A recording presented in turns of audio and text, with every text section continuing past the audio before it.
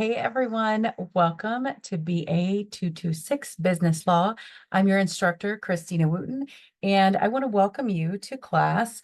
I have some exciting updates for this term. We have a new textbook, which is Open Education Resources. That means it's a free textbook for you. It's embedded in the class. In this video, I'm going to just offer a brief overview of our class. We'll look at what you need to do during the first week, and then I'll share some contact information if you have any questions or any concerns. All right, folks, so what we're going to look at first is this top section of our classroom. In this, you'll see we have content, we have a calendar, we have announcements, discussions, gradebook. You can just ignore the little 4 next to there. We also have messages, and we won't be using groups in this class. So you can actually ignore that part of the top bar of Blackboard there. Next, if you look just a little bit under that top navigation bar, you'll see Start Here. I'm going to click on the word Start Here, and that opens up our Start Here module. In this module, you have everything that you're going to need for the first week. Also, that's where this video is housed. So it'll be the first thing you see when you open up the Start Here. Underneath where the video is, you'll see your syllabus for this class. I would encourage you to print out, or at the very least, read through the syllabus. A syllabus is basically the contract between you and the school and the teacher for this class. It lists the course outcomes, which are the things you're going to learn in class. It also gives you an overview of the student expectations, the instructor expectations. It covers some policies for the college, and it gives you an idea of what assignments you'll be doing in this class. So definitely take some time to either read or print out and read that syllabus. The next section under syllabus is our textbook information. And as I said, your textbook is free with this class. You do not need to buy a textbook. And there are a few ways that you can access your book for this class. First is you can download a PDF copy, and that's down at the bottom of your screen. You can also use the link here to access the textbook online. There is an option to print the textbook through this link. However, if you are a student at RCC who has access to one of our computer labs, you are welcome to print that textbook. Lots of times students will print a few chapters at a time so that they don't have to carry around all of these loose leaf pages, but you can choose what works for you when it comes to your textbook for this class. Again, this is the first time we're using this book. I'm really excited because it's a free option for our students. That means you don't have to pay hundreds of dollars for a book that you may never use again. Next is a link for that business law text. When you click that, it's going to open up a separate website with the textbook. Now, I'll just tell you, this is Christina's personal opinion. I'm not really a fan of reading the book in this way because it's set up as a web page. I prefer the PDF version or printing the chapters. I'm a little bit old school. I love to have a paper book or papers to look at. Next up, and really important, is our assignment schedule. When you click that link, what you're going to see are 2 different things, actually. You'll have a downloadable version of this assignment schedule. So if you would like to download a version to look at, you can. And then you'll have, in that, right under the download, you'll have all of the assignments listed out. And I want to talk a little bit about what you're seeing here, because this is very likely really different from what you're seeing in some of your other classes. I've got each week of the term listed here on the left side. Your reading assignments and your deliverables are listed in the second column. In the third column, your assignments and due dates are listed. And I made this fourth column based on feedback from my students of, I wish there was a way for me to kind of mark off when I've completed an assignment for class. So that's why you've got that completed section there. That's completely for you, the student. If you don't want to use it, that's perfectly fine. So let's talk about this first week. Definitely look at your syllabus, look at your assignment schedule, watch this welcome message video, and the assignment that you have due is going to be due on Wednesday, October the 2nd. So make yourself a note in the calendar. This is not a Monday due date. This is a Wednesday. And the reason we have this due date is because this assignment, I'll show you this assignment in a moment, but it actually saves your seat in the class. So you want to make sure you do that so you can stay in class. Then we'll look a little bit further. I'm going to scroll just a bit so we can see further down the schedule. On your schedule, let's take a look at week 1. So in week 1, you're going to be responsible for reading chapters 1 and chapter 2. Then you're going to have a discussion post that's worth 50 points. And that discussion post is due by October the 7th, which is a Monday. All due dates, unless otherwise stated, are 11:59 p.m. So that's pretty easy. That's a first due date. That probably seems similar to your other classes. Now let's take a look at week number 2. So you got 2 more assignments, chapter 3 and chapter 4 to read. You've got a discussion due on October 14th, which is worth 100 points. And then this is where this class is going to deviate from what you are used to seeing in business classes. The writing assignment for your first writing assignment is worth 100 points. And you'll see, hey, Christina, there are 2 due dates here. Why is that? It's a great question. There are 2 due dates because the first due date, it's basically for student success. The first due date is a recommended due date. So I would recommend, if I were you, I would recommend planning to finish this assignment by the 14th of October. The second due date is a final due date. That means no assignments will be accepted after the 21st. So you have a little bit of leeway for your assignments in this class because I know life happens. Students get busy. Many of our students have kids. They're working more than one job. Many of our students are taking care of additional family members. And so I am trying out what I'm calling flexible due dates in this class, and I welcome your feedback. Do you like it? Do you love it? Do you hate it? I'm very interested in your feedback as the student for how this is going for you. And we'll do some check-ins during the term. But that's what it means when you see multiple due dates in this class. Let's take a look at writing assignment 2 just for another quick example. So writing assignment 2, you have 2 due dates. The recommended due date for this writing assignment is October 21st. The final due date is October 28th.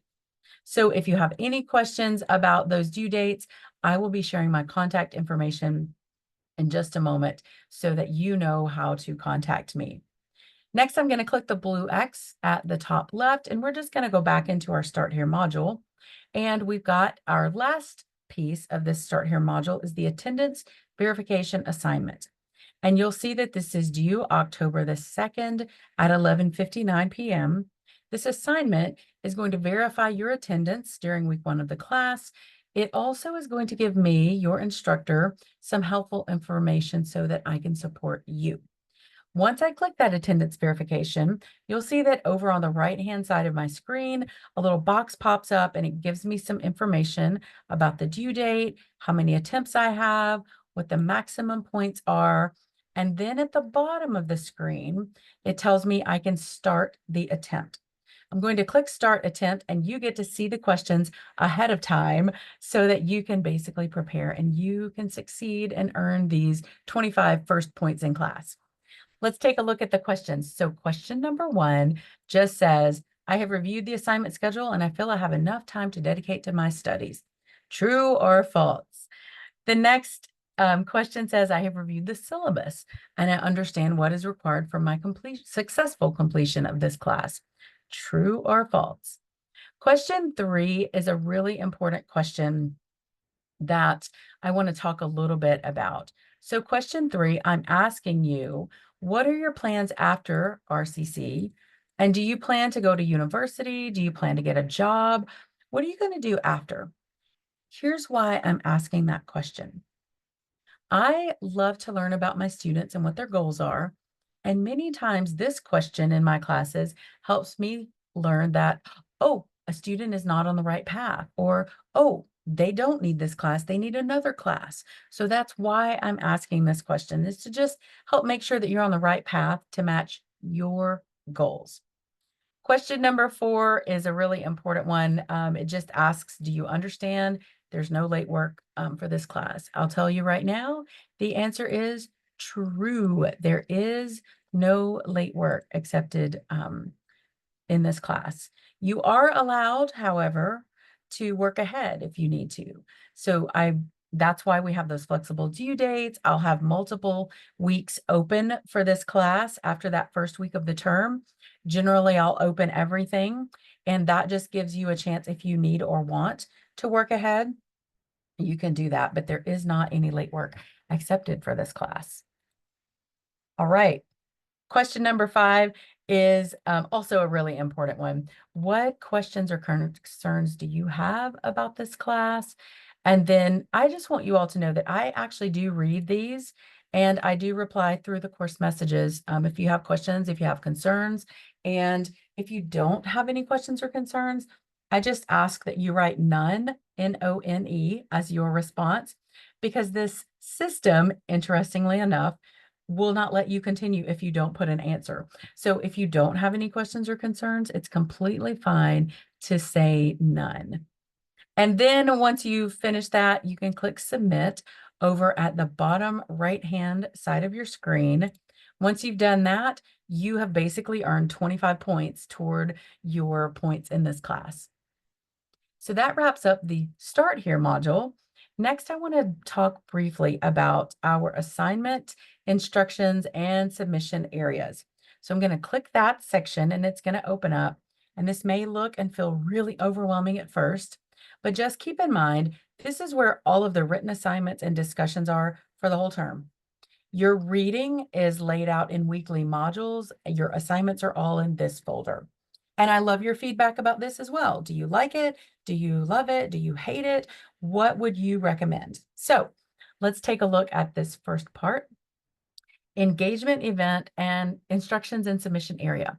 You'll see the due date for this is December the 9th. So you can do this assignment all the way to the end of the term. I would encourage you to think about when you want to earn the points for this assignment. This assignment is basically to help students really get engaged in our campus. So your goal in this is to select an event put on by RCC, and it can be virtual, it can be in person, it can be on any campus. And again, it can be virtual online. So you're going to choose your event and you're going to attend the event. You might attend club days, you might attend an open house, you might attend a virtual office hours. So there's lots of opportunities for you to get the engagement piece for this assignment. Then you're just going to write a report.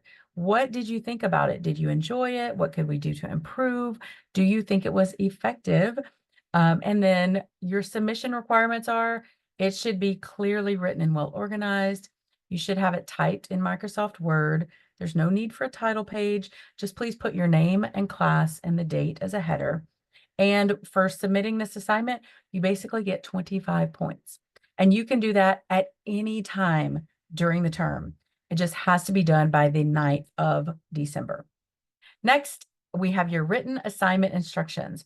And so you'll have multiple written assignments in this class, and your instructions for each assignment are in this folder, and they will all be in the form of a downloadable document. It also has your assignment due dates. Keep in mind those flexible due dates. There's the recommended and the final due date. And I would just encourage you read those instructions as you're going along. If you have any questions, you are more than welcome to let me know. And you'll see also that not all of the documents have a download yet. That's because they're in final edits as I'm making this video. They will be there for you during that first week of class. So you can go ahead and look at all of the assignments for class should you want to. So that's the written assignment instructions. Then for each written assignment, you'll have a separate submission area. And you can see the written assignment submission area for written assignment number 1 is visible. The other written assignment submissions are invisible until generally the end of week 2. Next, we're going to talk about the discussion prompts. So the discussion prompts are listed all in a folder here. And what I would encourage you is take a look at the discussions and when they're due. Make sure that you've got those listed in your calendar in the event that you need to follow up with me with questions or if you need to do some research. Underneath each of those discussions are the actual prompts for you. And so you'll see discussion prompt number 1 is listed here. And I also tell you what course learning outcome the discussion prompt matches. That way you know that you're not just doing some random discussion because the teacher needs to give you points. It is actually lined up with a course learning outcome. Underneath the description, you'll see the grading criteria. And it's really important to pay attention to this because this discussion post for number 1, you get 50 points if your post is well written, uses good grammar and spelling, answers the post fully, and demonstrates understanding of the course learning outcome. Then you can actually get bonus points. You get bonus 10 points if you went above and beyond and made valuable replies to more than 3 classmates.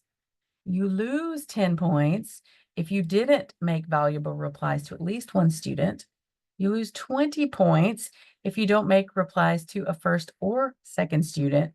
And then if you've got lots of writing errors in your discussion, you'll lose a few more points. So just make sure that when you're doing your discussion post, you create them and you craft them with intention.